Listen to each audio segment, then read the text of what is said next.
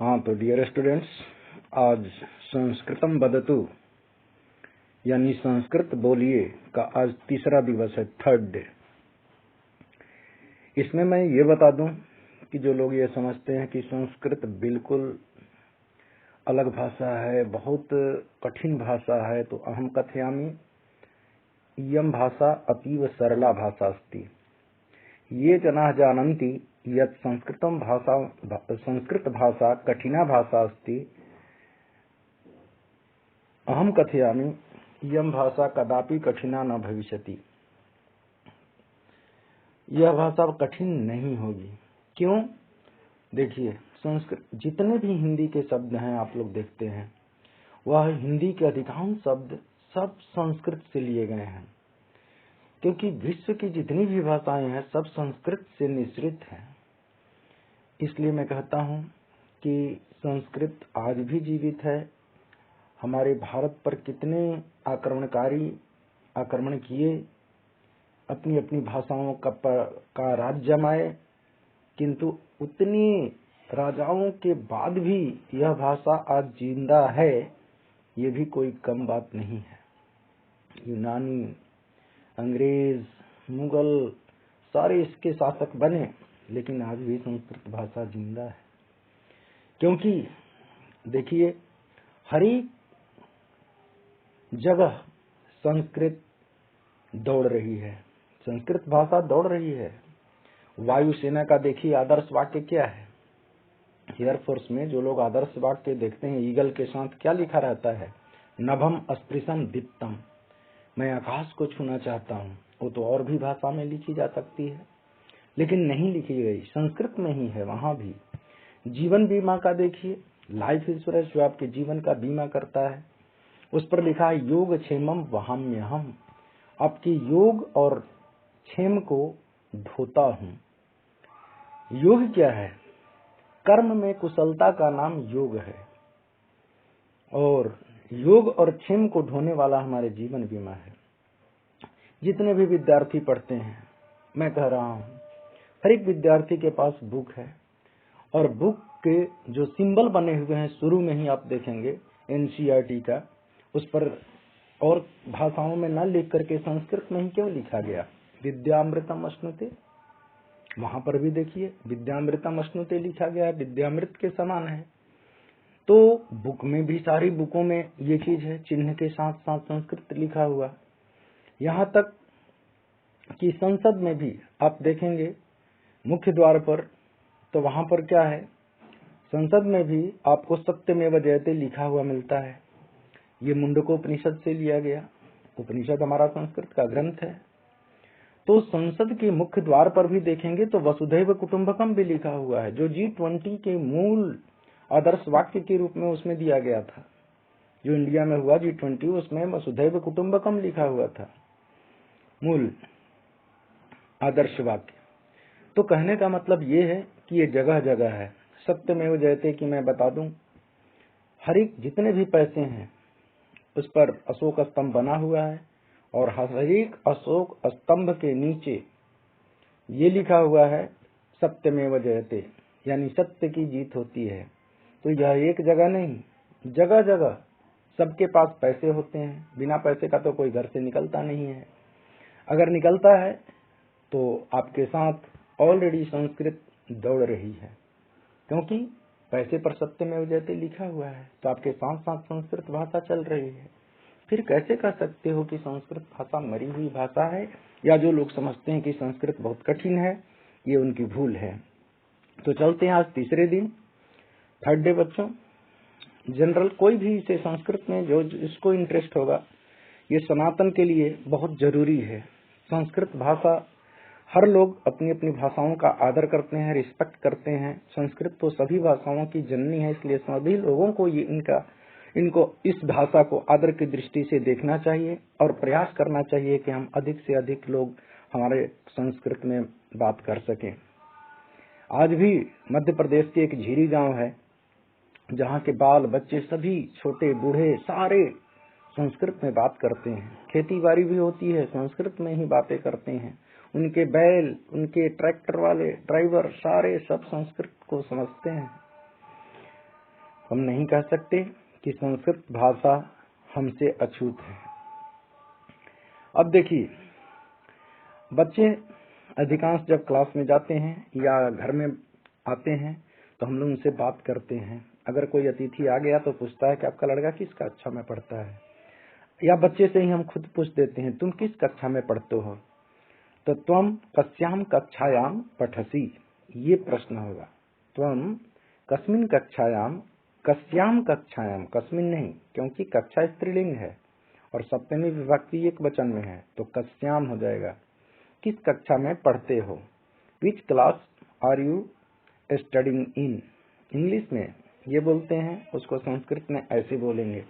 मैंने सोचा कि हिंदी के साथ साथ संस्कृत के साथ साथ अंग्रेजी को भी रखें, इंग्लिश को भी रखें, तो इससे बच्चों को थोड़ा सा समझने में आसानी होगी, या जो लोग इंग्लिश वाले होंगे वे भी संस्कृत समझ सकते हैं।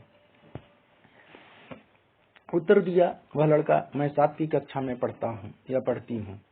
तो क्या बताएगा, अहम सप्त कक्षायाम पठामि। अगर 8वीं कक्षा में है तो अष्टम कक्षायाम पठामि। 5वीं में है अहम पंच कक्षायाम पठामि। लेकिन बीच में हाइफन लगाना जरूरी है। अगर नहीं लगाते हैं तो सप्तमी विभक्ति में इसका भी प्रयोग करना होगा, तो हम सप्त्याम कक्षायाम पठामि। ठीक है, इस तरह से कहना पड़ेगा। इसलिए सबसे आसान यही है कि ज्यों के त्यों सप्त लिख दें, हाइफन लगा दें और कक्षायाम कर दें। कक्षा में सप्तमी विभक्ति एक वचन। मैं 7वीं कक्षा में पढ़ता हूँ या पढ़ती हूँ, अहम सप्त कक्षायाम पठामि। तीसरा देखिए, इसमें आप कहाँ के रहने वाले हो। जनरली जब पूछ लिए बच्चों से हम लोग पूछ लेते हैं कि आप किस कक्षा में पढ़ते हो, उत्तर मिल गया, वह उत्तर देता है कि मैं 8वीं में पढ़ता हूँ, 9वीं में पढ़ता हूँ, 10वीं कक्षा में पढ़ता हूँ, तो हम दसम्याम कक्षायाम, नहीं तो हम 10 कक्षायाम पठामि। तो इस तरह से हम उत्तर देते हैं। I study in 7th class, I study in 8th class, I study in 10th class. इस तरह से हम उत्तर देते हैं। ऐसे ही संस्कृत में बोलते हैं कि अहम सप्त कक्षायाम पठामि, अहम 8 कक्षायाम पठामि, अहम 10 कक्षायाम पठामि। आराम से उत्तर दे सकते हो बच्चों। अब कोई पूछता है कि अब उनसे पूछेंगे कि भाई आप कहाँ के रहने वाले हैं। जनरली हम लोग यही बात करते हैं, अगर आपस में मिलता है, कोई कहीं से हाथ मिलाता है और पूछता है कि आप कहाँ के रहने वाले हैं, तो प्रश्न ये होगा, अगर which town city are you from, या विच टाउन या सिटी। देखिए, बड़े बड़े जो जगह हैं उनको हम सिटी कहते हैं और छोटे छोटे जगहों को हम टाउन के रूप में जानते हैं। इंग्लिश में प्रयोग ऐसे ही होता है, लेकिन संस्कृत में क्या कहेंगे, आप कहाँ के रहने वाले हो, भवान अथवा भवतः, ग्रामः कुत्रत्यः, आपका गांव कहाँ का है, यानी आप कहाँ के रहने वाले हैं। इस तरह से होता है। भवतः ग्रामः कुत्रत्यः, आपका गांव कहाँ से है, यानी आप कहाँ के रहने वाले हैं, ये हुआ अर्थ। तो मैंने उत्तर दिया, मैं नगरी ग्राम का निवासी हूँ।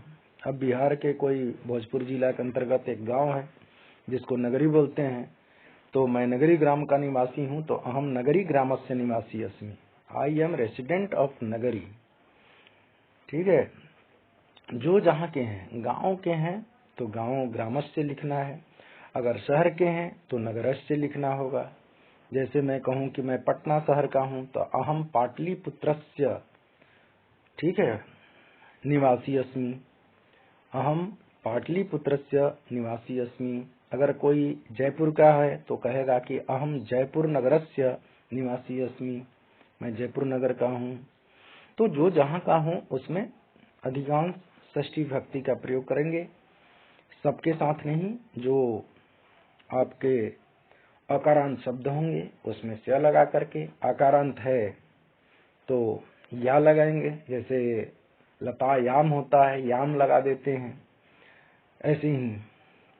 तो यहाँ पर सिंपल रूप में कोई ग्रामर ज्यादा पढ़ने की जरूरत नहीं है। मैं नगरी ग्राम का निवासी हूँ तो अगर अहम नगरी ग्रामस्य निवासी अस्मि, मैं आरा ग्राम का निवासी हूँ या आरा शहर का निवासी हूँ, तो अहम आरा नगरस्य निवासी अस्मि। जो जगह है उस जगह का नाम लिखिए और नगरस्य कर दीजिए, गांव है तो ग्रामस्य कर दीजिए, निवासी अस्मि। फिर अब कोई पूछता है कि भेंट तो हो गई, हाथ मिला लिए, अब पूछते हैं कि आप कहाँ से आ रहे हैं। ठीक है, where do you coming from. अब इसको संस्कृत में कहेंगे भवान कुतः आगच्छति। देखिए, कहाँ से जब बताना होगा तो कुतः का प्रयोग करेंगे, कहाँ से। तो बताएगा कि जयपुर से, पटना से, आरा से, दिल्ली से, जहां से बताएगा ना वहां पर क्या करना है, तह लगा देना है उस शहर के साथ। जैसे मैं दिल्ली से आता हूं तो अहम दिल्ली तह। अब उसका दिल्ली का रूप नहीं चलाना है पांचवी विभक्ति में जाकर के कहने के लिए। ठीक है, कि मैं अब दिल्ली का भाई रूप चलाऊं, मैं कहूं कि पाटलिपुत्र से आता हूं, मैं कहूं कि जयपुर से आता हूं तो जयपुरात। अब पंचमी विभक्ति का प्रयोग करना पड़ेगा, रूप चलाना पड़ेगा कि मैं जयपुर से आता हूं तो अहम जयपुरात आगच्छामि। इतना बोलने की जरूरत नहीं है, वहां पर सिर्फ इतना ही कह देंगे अहम जयपुरतः आगच्छामि, बस मैं जयपुर से आ रहा हूँ। अहम दिल्लीतः आगच्छामि, मैं दिल्ली से आ रहा हूँ। अहम पाटलिपुत्रतः आगच्छामि, मैं पाटलिपुत्र से आ रहा हूँ। तो तह का जो प्रयोग करेंगे वहां पर, तह लगाते ही वहां से हो जाएगा। अब ये कह रहा है कि मैं घर से आ रहा हूँ, बच्चा है, अब घर से जा रहा है स्कूल, तो कह रहा है कि मैं घर से आ रहा हूँ, तो हम गृहतः आगच्छामि। अगर विद्यालय से आता है तो हम विद्यालयतः आगच्छामि, विद्यालयतः आगच्छामि, इस तरह से बनता है। अब देखिए सातवां बच्चों, आप कहाँ जा रहे हैं। अब आने का तो पूछ लिए, तो फिर जाने का पूछते हैं कि भाई अब वहां पर आ तो गए, फिर कहाँ जाएंगे आप यहाँ से। तो हम पूछते हैं कि आप कहाँ जा रहे हैं, वेयर आर यू गोइंग। तो संस्कृत में क्या कहेंगे उसकी जगह पर, भवान कुत्र गच्छति, आप कहाँ जा रहे हैं, भवान कुत्र गच्छति। भवान मतलब आप, ठीक है, कुत्र मीन्स कहाँ, और गच्छति जाते हैं, आप कहाँ जा रहे हैं, भवान कुत्र गच्छति। कभी कभी इसका प्रयोग करके देखिए कितना सुंदर लगता है। अब वो बताएगा कि मैं स्कूल जा रहा हूँ, कोई कहेगा कि मैं मंदिर जा रहा हूँ। पूजा पाठ करने वाले जो लोग हैं वे कहेंगे कि मंदिर जा रहा हूँ। जो ऑफिशियल वर्क से काम करते हैं, जो इनके ऑफिस में जिनको जाना है, सर्विस कर रहे हैं, तो वे कहेंगे कि मैं ऑफिस जा रहा हूँ। तो कुछ नहीं करना, बस उसमें द्वितीय विभक्ति का प्रयोग करना है। या अहम विद्यालयम गच्छामि, अहम मंदिरम गच्छामि, अहम कार्यालयम गच्छामि, यही खाली करना है और कुछ नहीं करना। तो इस तरह से हम संस्कृत बिल्कुल आसानी से बोल सकते हैं। अब कुछ काम व्यक्ति करता है, गाड़ी बिगड़ गई, ठीक कर रहे हो, नहीं हो रही है, तो यही प्रश्न करते हैं, अरे क्यों नहीं होता है, why does it not happen, क्यों नहीं होता है। अब इसको संस्कृत में कैसे बोलेंगे, किमर्थम न भवति, क्यों नहीं होता है, किमर्थम न भवति।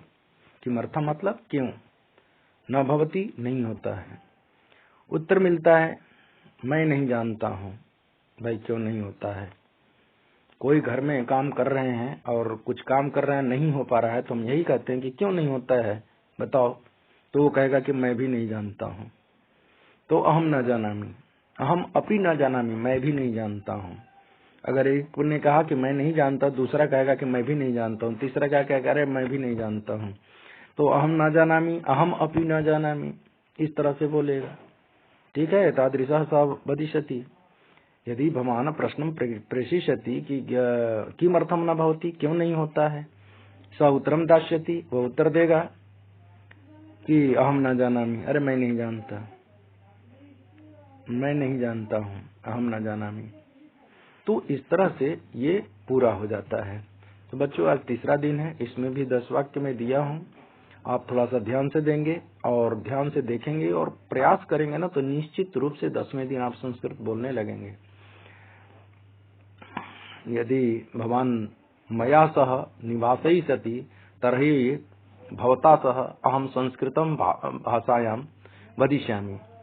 और यदि भवान बारंबारं प्रयासः करिष्यति संस्कृत भाषायां वदितुं तर्हि सम्यक् रूपेण भवान संस्कृतं वदिष्यति इति मम विश्वासः, इति मम प्रयासः। तो बच्चों देखिए, ध्यान रखिए, जो लोग भी इसे देखें, पढ़ें, आशा करें कि फिर मैं चौथे दिन संस्कृत के ऐसे ही 10 वाक्य डालूंगा जो इम्पोर्टेंट और ज्यादा से ज्यादा व्यवहार कुशल है। प्रयास करें कि संस्कृत भी एक लैंग्वेज है और इसको सीखने का प्रयास करने से ये बहुत ही उत्तरोत्तर ये बढ़ती जाएगी। इस भाषा का विकास होगा। हम अपने धर्म के साथ साथ अपनी भाषा पर भी कमांड करें। जय हिंद, जय भारत। धन्यवाद।